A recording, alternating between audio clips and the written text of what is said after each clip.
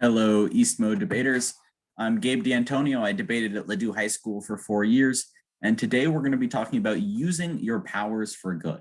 Now, the name's a little tongue-in-cheek, but this is sort of an honest look at the skills we gain in debate and how we can use them to improve our communities.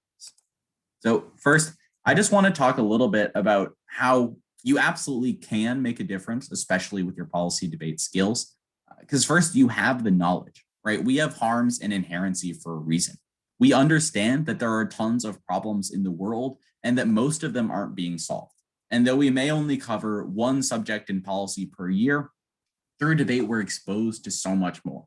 It's really hard to go through debate without gaining a serious understanding of a lot of the problems facing our world, but also just our local communities. Whether that's going through the criminal justice topic and policy and understanding stuff about the workhouse here in St. Louis, or whatever's going to happen in the future with future topics, we're going to be constantly finding ways that the problems in the world affect us and our communities. And hopefully that'll lead us to want to fix it. But beyond just being knowledgeable about all these issues, you have the capability, right? If you've been debating for even 1 or 2 years, you've learned so much that will teach you to be a better organizer and a better activist. Public speaking. This is important, not just if you're talking at rallies, but also if you're holding a meeting. Just being able to stand up in front of people and effectively make your point is a really important part of organizing and activism. Research. You've had to research countless topics for policy debate. And it's similarly important that you can do it in organizing and activism. I know in my own organizing, I've done tons of deep research into exactly how the bureaucratic processes of my school board works, whether that's digging through board docs or talking to people at my school who have an understanding of that. The research skills that we gain in debate are ultimately incredibly useful for organizing and activism. And finally, people skills, especially in policy, we need to learn how to work with our partners. And that is exactly what we need in organizing, an ability to resolve interpersonal conflicts and essentially get along with other people such that you can make change together. Now, you absolutely have the knowledge, you absolutely have the capability. What does it look like to start getting involved in local communities? Well, one of the first things you can do is join an organization. There are loads of organizations that are already doing great work. I recommend starting with school organizations. You can look, many schools have a website with a directory for different organizations, and you can see, okay, what sort of activist organizations are organizing around which sorts of issues at my school. Maybe you'll find something there, maybe you won't, but it's always good to check because it can be really easy to join school organizations and they do a lot of great work. Second, there are community organizations and national organizations.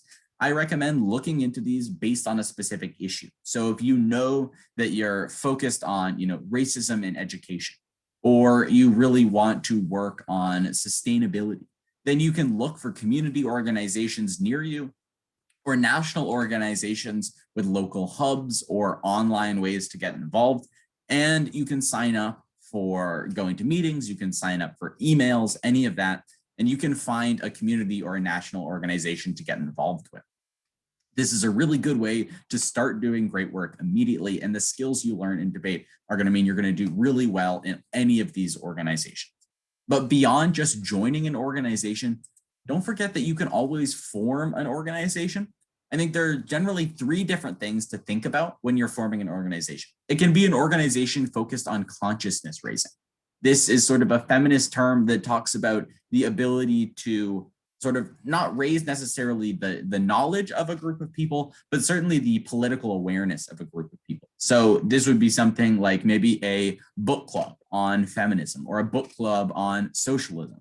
Or it could be something like, public debates at the school around certain topics, where the goal is to sort of raise the level of awareness and I guess the consciousness of a specific issue in our world among the student bloc, among the community, anything like that. And there are tons of fantastic organizations that work on consciousness raising.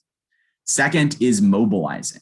A group that focuses on mobilizing might be something like a Young Democrats or a Young Republicans club. They do a lot of this where it's a group of people with like-minded ideas and they'll work on something like phone banking for a candidate or raising money for a charity where you're sort of trying to get a bunch of people involved on a specific action.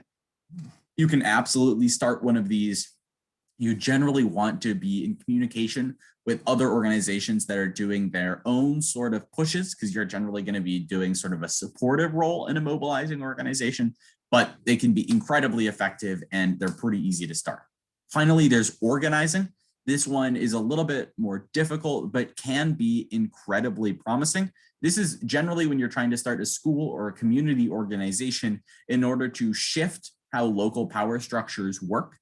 So that can be something like forming an organization at your school that's going to lobby school policies on a particular issue. So I know I started one that focused on environmental issues. I worked with a lot of students who were working on curriculum and race issues, and organizing is absolutely the way to do that. In general, you're growing your people power. So that's your members, and you're trying to use that people power to shift how sort of the powers that be are acting. I recommend the Youth Activist Toolkit from Advocates for Youth as a way to sort of understand what organizing entails. That's a really good description of how to do this. And you can just search up the Youth Activist Toolkit from Advocates for Youth, and you will find a fabulous PDF that explains exactly how to organize. So I hope that all of y'all will use your debate powers for good, start making change in your local communities, and begin to fix those harms that, right now just have too many dang inherent barriers. Thank you.